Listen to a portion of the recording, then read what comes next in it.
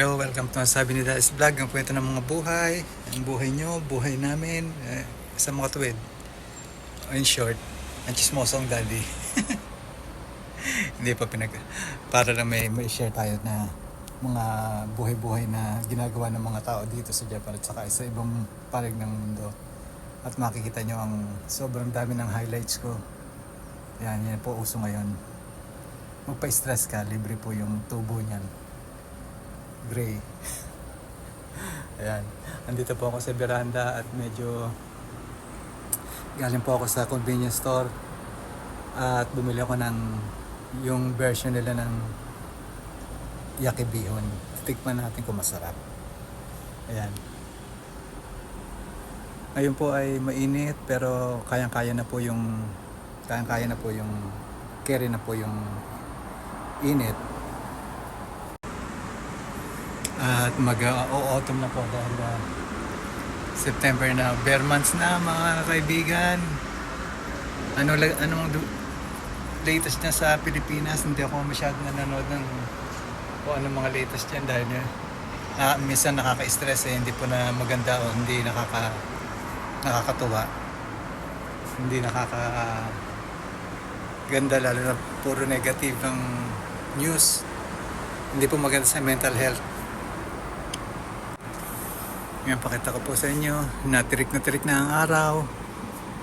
9:30 pa lang po o magte-10 na. Ayan, as usual ang aming mga bodega.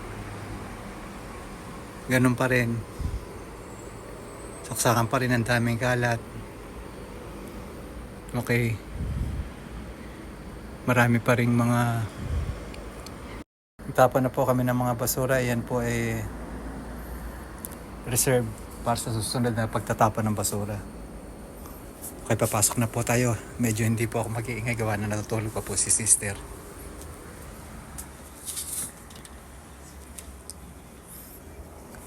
Ayusin ko muna yung kwarto ni Bunso.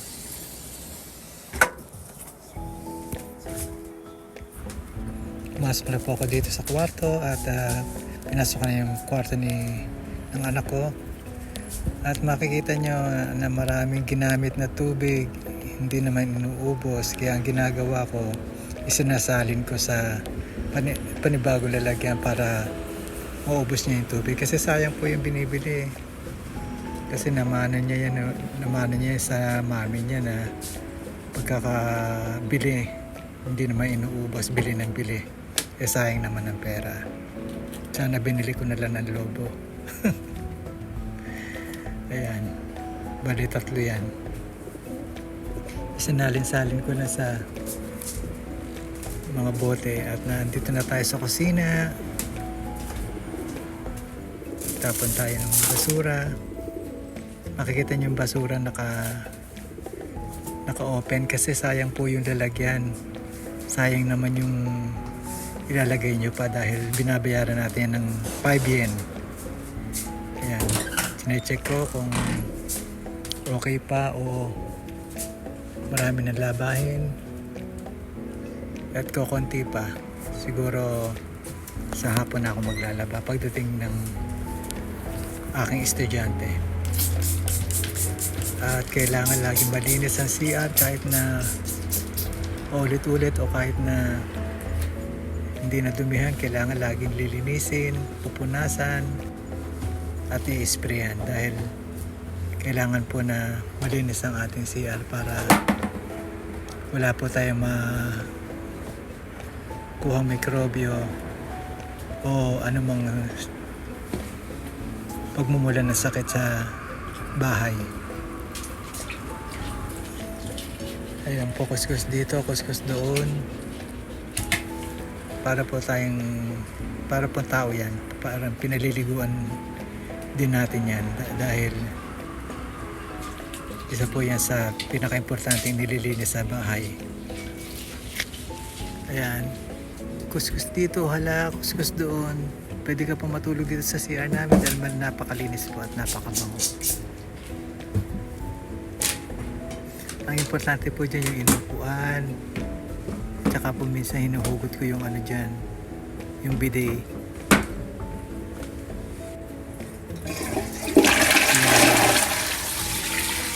Napakalinis po ng CR namin. Ayos na po. At ngayon ay punta na tayo sa kusina. Oops. Napadaan tayo sa lababo. Check din natin kung malinis o marumi. Pero malinis naman pa dahil nililinis ko yung araw-araw. At nandito na po tayo sa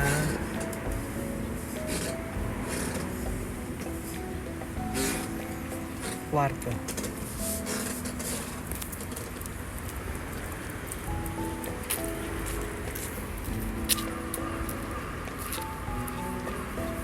Marami pong dapat ayusin. At marami pong at nandito na pa nakahanda na yung binili kong ginisang bihon sa convenience store. Meron din pala silang ganito. Alam ko po merong instant o yung may nagluluto, pero bihira po yung gantong makikita nyo sa convenience store na biling luto na pansit bihon. Okay naman po ang amoy. Nakaligo na rin po ako.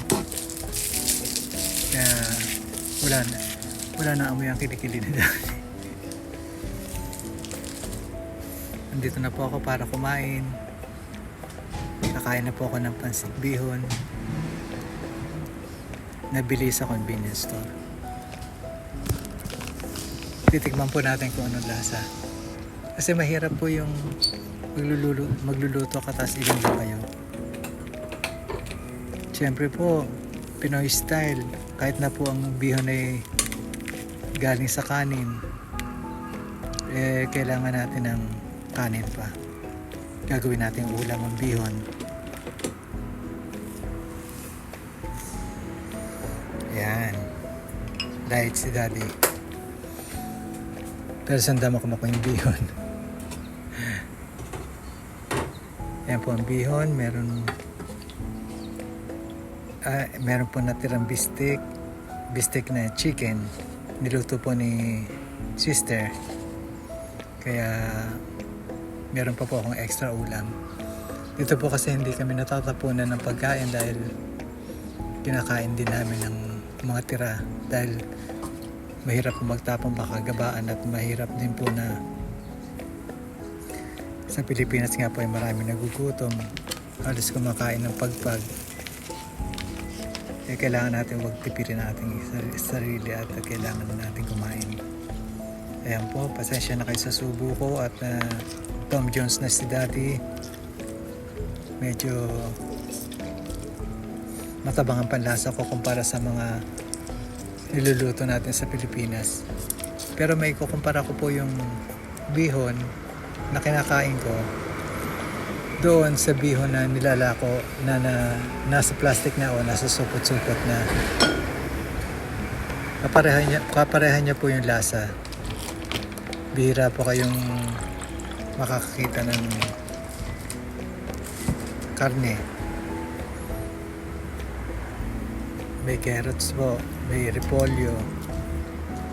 Pero po yung karne hindi masyadong, wala akong nakita. Mild po yung lasang panghapon talaga para kasi po tayo medyo matapang tayo magtimpla o matapang tayo magluto ng pagkain. Kaya ayan po, na-adapt ko na rin yung pagkain ng kung paano kumain ng mga hapon na mabilisan at kailangan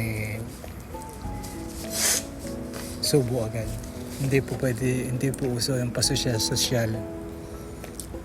Hindi po uso sa akin yun. Dahil ang pagkain ay biyaya ng Diyos at kailangan ubusin agad-agad, mainit pa. Ayan, kumakain na po si Daddy. At ulam ay bihon. Medyo mahaba-haba pong bihon kaya mahirap putulin. Pero okay lang po. Malapit sa pumubos yung kanin ko. At ang masarap po nito, talagang kinalakihan ko na namin na ulamin ng pansit bihon pag merong bihon o merong dalang bihon ng nanay at tatay mo pag uwi sa trabaho. Isang supot na bihon, piyesta na. Isang supot na bihon, birthday na. Isang supot na bihon, party na. Okay na yun. Malapit na pong maubos. At medyo inaalala ko yung ngipin ko dahil nagbabadya na at nag-uugaan na. Meron po kasi akong ngipin na umuuga na, kaya pag natapat po sa matigas na bagay kagaya ng repolyo na half cook lang ay talaga pong masakit pag tinamaan. Kaya pag meron pong matigas na bagay talagang nilulunok ko na dahil kakatwiran ko kahit na ganito may edad ako, sabi ko sa sarili ko na matutunaw din yun. Ang panahon po dito ay mainit pa, 35 degrees Celsius, pero mag-autumn na po. Nakita ko po yung mga dahon sa labas, medyo natutuyot na at marami ng kalat sa kalsada. Ayan po. Ang pinakamasarap po sa buhay ng tao ay kumain, kaya kailangan natin kumain hanggat may kakainin. At yan po ang isa sa bagay na ginagawa at paborito ng mga tao, ang kumain ng kumain. Yan po, sinaling ko na lahat. Sinaling ko na lahat ang bihon. Titimplahan ko sana ng toyo, kaya lang baka umalat, pero okay naman sa akin yung panlasa na matabang lang yung lasa. Kasi nasanay na po kami na matabang ang lasa. Parang pagmamahal lang. Sanay na sa tabang ang lasa. Umuhugot na naman si Daddy. Ayan. Malapit na pumuubos at malapit na ako mabusog. At alam niyo naman po pag mga kaibigan, pag nabusog ako, ang gusto ko lagi humilata. Talagang inaantok ako. Kaya nga pala po mga kaibigan, palambing po na mag-subscribe naman po kayo at para maging kaibigan si Daddy. Huwag din po inyong kalimutan mag-like, mag-share at pindutin yung notification bell para po pag may bagong video si Daddy, meron po tayo mapanood. Kahit na small YouTuber lang po ako. Alam niyo po yung mga bagay na o mga gawain dito sa Japan na buhay namin isineshare namin para malaman nyo kung paano kami nabubuhay dito. Hindi po lahat kasi masarap ang buhay dito. Mas marami po yung mahirap ang buhay dito. Lalo na pag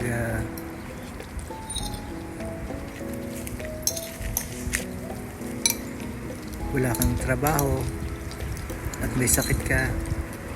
Napakalungkot po. Pasasayahin nyo na lang pamilya nyo dahil ang sarili nyo dahil sa pamilya nyo na kasama. Kailangan nyo po magtiis dahil ito po tadhana. Kaya ubos na po. At ano pa ang susunod? Naalala ko nga pala may coffee gel sa ref. At ito po ay kakainin ko bilang pan-dessert. Titikman naman po natin kung ano lasa. Siyempre lasang coffee. Kaya nga po coffee gel. Ayan po. Binuksan ko na. Taran!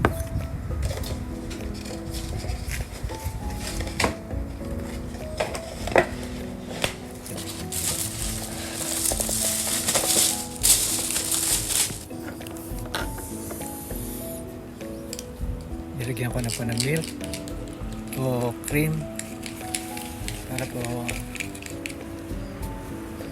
may lasa.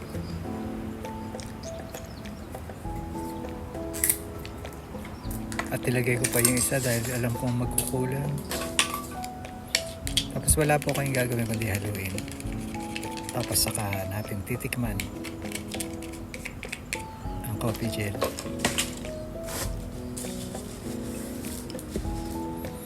Salamat nga pala sa Pansit Bihon kasi minsan kahit gusto mong magluto hindi ka makapagluto. At ayan na po ang coffee gel, coffee jelly. Nalo na po ni Daddy at meron po siyang parang cake sponge sa ilalim.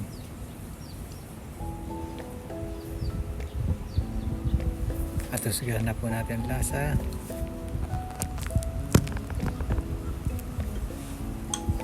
Tikman na po natin kung anong lasa. Okay, lasa-lasang kape. Masarap po. Lalo na pag malamig kasi hindi naman magiging masarap to pag hindi na malamig.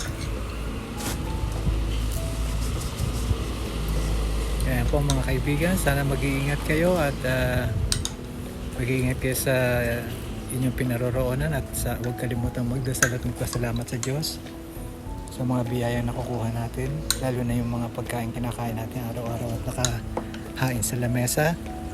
Huwag po tayo mamili ng ulam. Kung ano po yung inahain natin, ipagpasalamat natin. Bye-bye po. Hanggang sa muli.